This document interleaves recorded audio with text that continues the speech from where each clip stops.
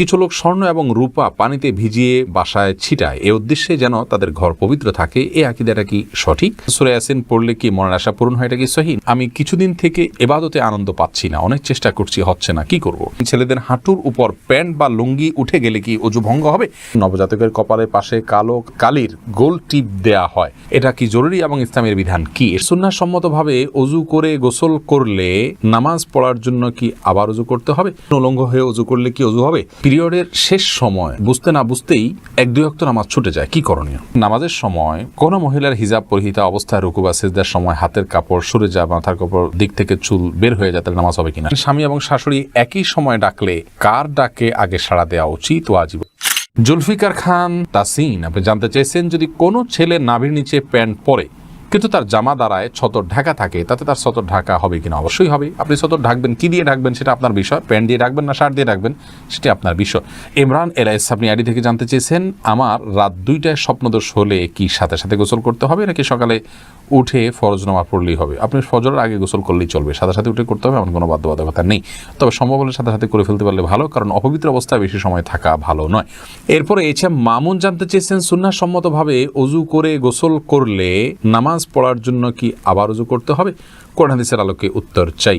সুন্নাহ সম্মতভাবে যদি একবার ওযু করা হয়, ওযু করার পর যদি গোসল করা হয়, তাহলে সেক্ষেত্রে নামাজ পড়ার জন্য আর আলাদা ওযু করার দরকার না, যদি ওযু থাকে। কারণ সুন্নাহসম্মত গোসলের জন্য তো শুরুতে ওযু করতেই হচ্ছে, যার কারণে ওইটাই যথেষ্ট হয়ে যাবে। জাহিদুল ইসলাম জানতে চাচ্ছেন, আমার স্ত্রী গর্ভাবস্থায় শেষ দিকে এই অবস্থায় নর্মাল প্রসবের জন্য কোনো আমল আছে কিনা? নির্দিষ্ট কোনো দোয়া, নির্দিষ্ট কোনো আমল নেই। তবে আপনাকে আমরা পরামর্শ দিব যে এই অবস্থায় কিছু সাদকা করুন। সাদকা মানুষের সমস্যা দূর করে দেয়। বিশেষ করে দুরূদ পাঠ করবেন, আল্লাহ রাব্বুল আলামিনের কাছে বিশেষভাবে হাত তুলে বলবেন এবং দোয়া করবেন আল্লাহর কাছে যে আল্লাহ আমাদেরকে আপনি এই সমস্যা দূর করে দিন। সুলতান আহমেদ রিয়াদ জানতে চেয়েছেন, আমার মেজাজ সব সময় বিগড়ে থাকে, এটা থেকে পরিত্রাণের উপায় কি? ভাই সুলতান আহমেদ, আপনার মেজাজ বিগড়ে থাকে, এটা থেকে পরিত্রাণের উপায় হলো প্রথমত আল্লাহ তাআলার আশ্রয় চাইবেন। শয়তান মানুষের মেজাজ বিগড়ে দেয়, শয়তান থেকে আল্লাহর আশ্রয় চাইবেন। আউযু বিল্লাহি মিনাশ শাইতানির রাজিম এটা পড়বেন। যখন রাগ উঠবে এটা পড়বেন। দাঁড়ানো অবস্থায় রাগ উঠলে বসে যাবেন, বসা অবস্থায় রাগ উঠলে শুয়ে যাবেন, সম্ভব হলে ওযু করে নেবেন। এগুলো মানুষের রাগকে প্রশমিত করতে সহায়তা করে। সেই সাথে একজন শান্ত মেজাজের মানুষের সাথে আপনি বেশি সময় উঠা বসা করুন, তার সান্নিধ্যে থাকার চেষ্টা করুন। ইনশাআল্লাহ বিদিনিল্লাহ সবর কীভাবে করতে হয় আপনি হাত কলমে দেখে সেটা করার জন্য স্পৃহা অর্জন করতে পারবেন। শালিনা আক্তার আপনি জানতে চেয়েছেন, নামাজের সময় কোনো মহিলার হিজাব পরিহিতা অবস্থায় রুকু বা সিজদার সময় হাতের কাপড় সরে যায়, মাথার কাপড় দিক থেকে চুল বের হয়ে যায়, তাহলে নামাজ হবে কিনা? সামান্য একটু যদি সরে যায় কয়েক সেকেন্ডের জন্য, আবার আপনি ঠিক করে নিয়েছেন, তাতে কোনো অসুবিধা হবে না ইনশাআল্লাহ। তানিয়া রূপা আপনি জানতে চেয়েছেন, পিরিয়ডের শেষ সময় বুঝতে না বুঝতেই 1-2 ওয়াক্ত নামাজ ছুটে যায়, কি করণীয়? বোন তানিয়া, এই সমস্যাটা অনেক মা বোনেরই হয় যে মাসিক শেষ হলো, আমার মাসিকের ব্লাড দেখা যাচ্ছে কিনা, এটা মাসিকের ব্লাড কিনা সেটা পরখ করতে করতে হেজিটেশনের মধ্যে থাকি আমরা, সেটা নিশ্চিত করতে করতে অনেক সময় লেগে যায়। তো এরকম যদি হয় এবং তাতে যদি 1-2 ওয়াক্ত নামাজ চলে যায়, এটি গুনাহের কারণ হবে।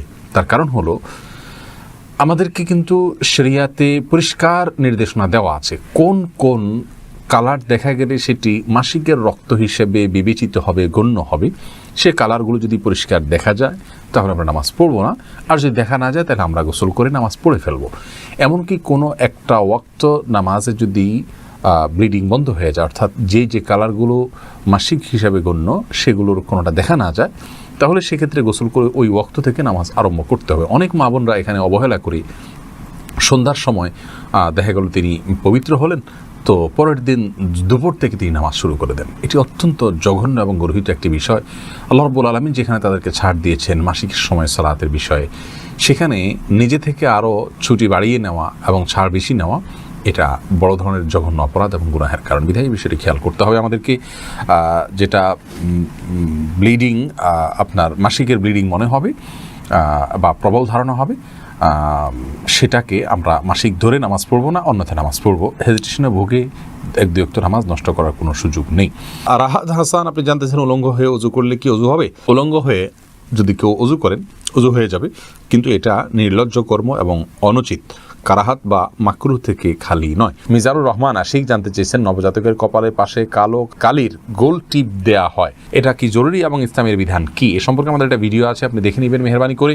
সেখানে আমরা বিস্তারিত বলেছি নবজাতকের কপালে কালো টিপ দেওয়া যদি এই জন্য হয় যে এটা দিলে আর তাকে কোনো ক্ষতি স্পর্শ করবে না, তাহলে এটা শিরকে আসগার হবে, এটি পরিত্যাজ্য, এরকম কালো টিপ দেওয়া যাবে না। আর যদি সৌন্দর্যের জন্য কেউ দেয় যে ফুটফুটে ছেলে কপালে সাদা সুন্দরের মধ্যে একটা কালো টিপ থাকলে দেখতে সুন্দর হবে, তাহলে সেটি দেওয়া যেতে পারে, কোনো অসুবিধা নেই। ওবায়দুর রহমান ফাহাদ জানতে চেয়েছেন, বয়সে বড় মেয়েকে বিয়ে করা যাবে কিনা? করা যাবে, কোনো অসুবিধা নেই। আমি কিছুদিন থেকে ইবাদতে আনন্দ পাচ্ছি না, অনেক চেষ্টা করছি, হচ্ছে না, কি করব? আল্লাহ রাব্বুল আলামিন আপনার জন্য বিষয়টিকে সহজ করেন বোন। আমরা অনেকেই কিন্তু এ রোগে রুগ্ন, অর্থাৎ আমরা ইবাদতে কোনো স্বাদ পাই না। ইবাদতের স্বাদ কিন্তু কঠিন একটি বিষয়। আল্লাহ রাব্বুল আলামিন এই স্বাদ যাকে দিয়েছেন তিনি কিন্তু আর পৃথিবীর অন্য কোনো কিছুর স্বাদ দ্বারা তিনি আসক্ত হন না। এই জন্য ইবাদতের স্বাদের জন্য আল্লাহ রাব্বুল আলামিনের কাছে দোয়া করা উচিত। প্রত্যেক ওয়াক্ত নামাজের পরে একটি দোয়া রাসূল কারীম সাল্লাল্লাহু আলাইহি ওয়াসাল্লাম পড়তেন, আল্লাহুম্মা আইন্নি আলা যিকরিকা ওয়া শুকরিকা ওয়া হুসনি ইবাদাতিক, যার অর্থ হলো, হে আল্লাহ, আপনি আমাকে আপনার জিকির, আপনার শুকরিয়া এবং আপনাকে সুন্দরভাবে ইবাদতের সুযোগ করে দিন। আল্লাহর কাছে সেই সুযোগ চাইতে হয়, সুন্দরভাবে ইবাদতের সুযোগ। এই জন্য দোয়াটি প্রত্যেক নামাজের পরে একবার করে নারী পুরুষ সকলেই পড়বেন, আল্লাহুম্মা আইন্নি আলা যিকরিকা ওয়া শুকরিকা ওয়া হুসনি ইবাদাতিক। আল্লাহ আমাদেরকে তৌফিক দান করুন। এর পাশাপাশি ইবাদতের স্বাদ নষ্ট হওয়ার একটা বড় কারণ হলো হারাম ভক্ষণ। হারাম ভক্ষণ করলে বা উপার্জনে ভেজাল থাকলে মানুষ ইবাদতের স্বাদ পায় না। এই জন্য সেই জায়গাটাতে সংশোধনী আনতে হবে। আর তৃতীয়ত হলো, মানুষ যখন গুনাহে লিপ্ত হয়, বিশেষ করে চোখের জেনা, চোখ দিয়ে পুরুষরা যদি পরনারীর দিকে দৃষ্টিপাত করেন, পরনারী যদি পুরুষের দিকে দৃষ্টিপাত করেন, তাহলে সেক্ষেত্রে কিন্তু আপনার এই সমস্যাগুলো তৈরি হয়। এই জন্য এই সমস্ত ক্ষেত্রেও আমাদের সংশোধনে আনতে হবে। আল্লাহ রাব্বুল আলামিন আমাদেরকে তৌফিক দান করুন। নাসরিন সুলতানা জানতেছেন, ছেলেদের হাঁটুর উপর প্যান্ট বা লুঙ্গি উঠে গেলে কি ওযু ভঙ্গ হবে? হাঁটুর উপরে প্যান্ট বা লুঙ্গি উঠে গেলে, যদি একাকী থাকে অথবা লোকজন থাকে, যে অবস্থায় হোক না কোনো, কাপড় উঠে গেলে ওযু কখনো ভঙ্গ হবে না। ফাতেমা আক্তার নীলা জানতে চেয়েছেন, সূরা ইয়াসিন পড়লে কি মনের আশা পূরণ হয়, এটা কি সহিহ? না, এরকম কোনো কথা সঠিক নয় প্রিয় বোন আমার, যে মনের আশা পূরণ হয় সূরা ইয়াসিন তেলাওয়াত করলে। এটা আমাদের মনে করার কথা। তাছাড়া সূরা ইয়াসিনের ফজিলত সম্পর্কে বিশুদ্ধ আসলে তেমন কোনো হাদিস পাওয়া যায় না। এমনি ইয়াসিন হাবিব জানতে চেয়েছেন, কিছু লোক স্বর্ণ এবং রূপা পানিতে ভিজিয়ে বাসায় ছিটায়, এ উদ্দেশ্যে যেন তাদের ঘর পবিত্র থাকে, এই আকীদাটা কি সঠিক?